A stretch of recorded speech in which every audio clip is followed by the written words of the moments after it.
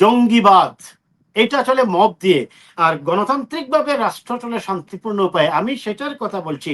আপনি যদি মনে করেন মব দিয়ে বাই ফোর্স আপনি আপনার ফিলোসফিকে ইমপ্লিমেন্ট করে দেবেন সোসাইটিতে, নো ইউ খান। এই জঙ্গিবাদটাকে কেন বলেন আপনি? জঙ্গিবাদ ল্যাঙ্গুয়েজটাকে উল্টো করেন। এই দেশে কোনো জঙ্গি নাই। এই ভাষায় কথা বলতো জঙ্গিবাদ। আমি জঙ্গি কথা বলছি না।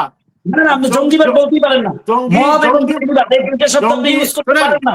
এই আওয়ামী লীগ যুবলীগের লাগাম যার জন্য পতন হতে বাধ্য হয়েছে, সেই বিএনপির পতন। আমি ভাই আপনাকে একটা কথা বলি, সরি ভাই, আমি আপনাকে একটা কথা বলি। আপনি কথা বলার ক্ষেত্রে কোনটা মাঠে দাঁড়িয়ে মঞ্চে বক্তব্য দিচ্ছেন আর কোনটা টকশোতে বলছেন, এটার আগে একটু পার্থক্যটা করবেন, করে এই করবেন। না না, অবশ্যই বুঝি ভাই, এটা অবশ্যই বুঝি ভাই।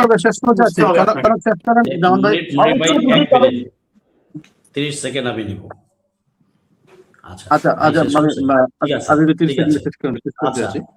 আচ্ছা, বিপ্লবীদের ভাষার ভুল ধরতে নাই। বিপ্লবী যখন বিনয়ী হয়ে যায় তার মানে ধরে নিতে হবে বিপ্লব বিক্রি হয়ে গেছে। সো এখানে আমরা করি। আচ্ছা, আমি ভাইয়ের প্রতি শ্রদ্ধা রেখেই বলছি, মব, জঙ্গি এই কথাগুলো আমরা বাংলাদেশে বলবো না, উচ্চারণ করব না, দেশের ক্ষতি হয়ে যাবে। আশা করি বুঝে গেছেন। আচ্ছা, 32 নাম্বার, 32 নিয়ে যদি কারো কোনো ফিলিংস থাকে, আমি কসম বলছি সেই দেশের শত্রু। যেই হোক, আমার বাপও যদি উঠে আসে, 32 নিয়ে যদি কেউ কোনো ইমোশন দেখায়, সেই দেশের শত্রু। No bloody সুশীলতা। 100% সে দেশশত্রু হিসেবেই সাক্ষী হবে, কারণ কি সে দেশের শত্রু, সে ভারতীয় গোলাম। আপনি চুপ করেন একটু। চেঞ্জটা কিন্তু মাথা থেকে আসতে হবে। আমরা যে চেঞ্জটা চাই, আমরা যারা বড় দল, বড় বড় নেতা আছি, তারা চেঞ্জটা আগে আনি, ছোটরা আসবে। পরিবর্তন হতে বাধ্য। বাবা যদি ঠিক হয়, ছেলে তার পরিবর্তন হতে বাধ্য। এটা করতে হবে। আর মব শব্দটা বলবো না, কারণ আমরা জানি 18 মাস 180টা আন্দোলন হয়েছে। কারা করেছে এগুলো কিন্তু আমরা জানি। ডক্টর ইউনূসকে কাজ করতে দেয় নাই। কই, এখন তো দাবি দেওয়া নাই, এখন তো মিছিল নাই, দাবি দেওয়া নিয়ে প্রেস ক্লাব, সচিবালয়ে ঘেরাও করে না। তো কারা করেছে মানুষ জানে। আচ্ছা ভাই, দয়া করে ওই ছেলেটার চোখটা অ্যাজ ইট ইজ, তার অরিজিনাল চোখটা ফিরিয়ে দেন। আপনি যদি ফিরিয়ে দিতে পারবেন, যেদিন ফিরিয়ে দিতে পারবেন, আমি সেদিন পাটোয়ারিকে বিয়াদব বলবো। তার আগ পর্যন্ত পাটোয়ারিকে বিয়াদব বলার আগে আমরা নিজেরা চিন্তা করি, আমরা সঠিক জায়গায় আছি কি না। আমি একটু জলাই যোদ্ধা, এই মাটিটা আমার রক্তে ভেজা। তো সবাই আমরা কথা বলার সময় যদি একটু ভালোভাবে একটু খেয়াল রেখে মানুষের প্রয়োজন, ইমোশন, জাতি কি চায় সেটা যদি একটু বোঝার চেষ্টা করি, আমরা কিসের মধ্য থেকে কি ট্রান্সফর্ম করে কোথায় আসছি, এটা যদি বুঝতে না পারি, সেই আগের জায়গায় আগের স্টাইলে ফেরত যাই, তাহলে আমি বলবো আমাকে 30 সেকেন্ডে আমি শেষ করব। আমি শুধু এইটুকু বলবো, ভাই আপনি অবশ্যই 30 সেকেন্ড বলবেন। আমি বলি, আপনার দল থেকে আপনারও উচিত যে জনাব তারেক রহমানের কাছে আর্গুমেন্ট করা, যে দলীয় স্বার্থের সবকিছুকে বাদ দিয়ে এই আলিফের চোখটা ফিরিয়ে দেওয়া হোক। যদি তাতে আমার রফিকুল ইসলাম কনকের ক্ষমা চেতে হয় তারেক রহমানের কাছে, আমি ক্ষমা চাবো। সরি,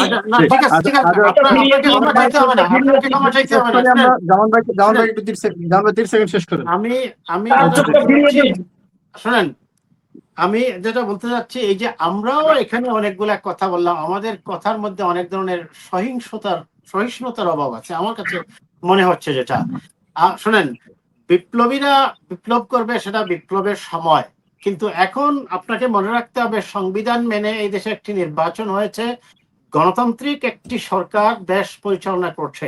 আপনি জুলাই সনদ কোথায়? জুলাই সনদ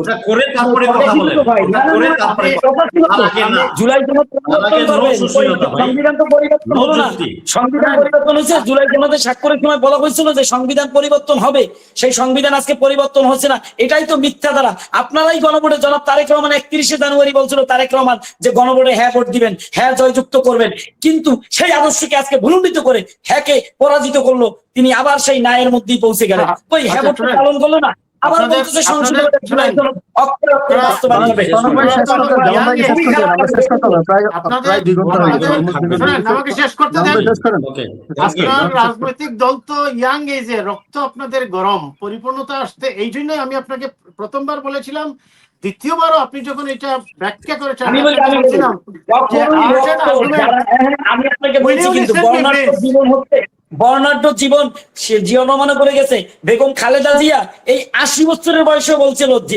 ভারতীয় জিনজিরির কাছে মাথা নত নিষেধ করছিল এবং বলেছিল এই গোপালী সংবিধান ক্ষমতায় আসার পরেই যেদিন জনগণের সরকার ক্ষমতায় আসবে সেদিনই এই সংবিধান ছুড়ে ফেলবো। এটা কিন্তু বেগম জিয়া 80 বছরে বলেছিল, কিন্তু সে কিন্তু ওই সময় 21 বছরের যুবকের মতো ছিল, 21 বছরের যুবকের মতো ছিল বেগম জিয়া। আপনারা কেন যে 80 বছরের মতো হচ্ছেন 21 বছরের লোকগুলা, আমি বুঝতেছি না। বিএনপির যারা যৌবনে আছেন, বিএনপির যাদের রক্ত গরম আছে, তারেক রহমান এখন একদম যৌবনে আছে, কিন্তু তার রক্ত মনে হয় 90 বছরের হয়ে গিয়েছে। ধন্যবাদ। কেন জনাব ভাই শেষ করেন, জনাব ভাই শেষ করেন, জনাব ভাই 30 সেকেন্ড জি, ধন্যবাদ। জনাব ভাই শেষ করেন, লাস্ট। প্লিজ ভাই, Last আপনার কথা বলুন। নামটা কি? রফিকুল ইসলাম বোধহয়। হ্যাঁ, আপনি প্লিজ মাঝখানে ইন্টারফেয়ার করবেন না, প্লিজ আমাকে শেষ করতে দিন। আপনার আমি যেটা বলতে চাচ্ছি, রাজনীতিতে আপনার পরিপক্কতার ব্যাপার আছে, এই জন্যই আমি আপনাকে বলছিলাম প্রথমবার, দ্বিতীয় অংশেও আমি আপনাকে এটাই বুঝাতে চেয়েছি, আর্ট এন্ড আর্গুমেন্ট বলতে আমি কি বুঝেছি আর আপনি কি বুঝেছেন। আপনি আসলে এই কথাটা বুঝেছেন কিনা আমার সন্দেহ আছে। আমি বলছি, যারা এই অপরাধটা করেছে তাদের অবশ্যই আইনের আওতায় আনতে হবে, কিন্তু মব দিয়ে আপনি একটি গণতান্ত্রিক সমাজ চলে না। মব দিয়ে চলে উগ্রতা, উচ্ছৃঙ্খলতা, বর্বরতা, জঙ্গিবাদ, এটা চলে মব দিয়ে। আর গণতান্ত্রিক ভাবে রাষ্ট্র চলে শান্তিপূর্ণ উপায়ে। আমি সেটার কথা বলছি। আপনি যদি মনে করেন মব দিয়ে বাই ফোর্স আপনি আপনার ফিলোসফিকে ইমপ্লিমেন্ট করে দেবেন সোসাইটিতে, নো ইউ খান। এইটা করতে পারি না দেখেই আমি আগে বলছি, I am repeating one more time for your better understanding, এইটা করতে পারি না দেখেই আনফর্চুনেটলি আমাদের মুসলিম দেশগুলোতে আমরা শান্তি শৃঙ্খলা এবং অনেকটা দেখা যায় যে আমরা গণতান্ত্রিক ব্যবস্থা কিভাবে হবে ভাই? করতে পারি না। আপনি তো এবং আমরা জঙ্গিবাদ, শেখ কিন্তু হাসিনার ব্যাকগ্রাউন্ডে ঘিরে যাচ্ছেন, Please, শেখ হাসিনার আপনাকে আমি কি জঙ্গিবাদ বলছি? বলতে আপনি তো আপনাকে জঙ্গিবাদ বলছি, বলছেন ভাই। আপনি শুনবেন আগে প্লিজ। শুনবেন কেন বলবো ভাই? আপনি জঙ্গিবাদটাকে কেন বলেন? আপনি জঙ্গিবাদ ল্যাঙ্গুয়েজটাকে উল্টো করেন। এই দেশে কোনো জঙ্গি এই নাই। শেখ হাসিনাও এই ভাষায় কথা বলতো, জঙ্গিবাদ। আপনি আমি জঙ্গির কথা বলছি না। না, আপনি জঙ্গিবাদ বলতেই পারেন না। মব এবং জঙ্গিবাদ এই দুইটা শব্দ আপনি ইউজ করতে পারেন না। শুনেন, জঙ্গি মানে শুধু ইসলামী বা ধর্মীয় বা হিন্দু না, না। বা খ্রিস্টান এই ধর্ম নিয়ে কথা বলে, এগুলোর নাম জঙ্গি নয়। জঙ্গি না। আরো অনেক ভাবে হতে পারে। আপনি যখন আইন আপনাদের- মানবেন না, আপনাদের আপনি তো তখন সংসদীয় জঙ্গি আছে, হবেন। সহজ কথা।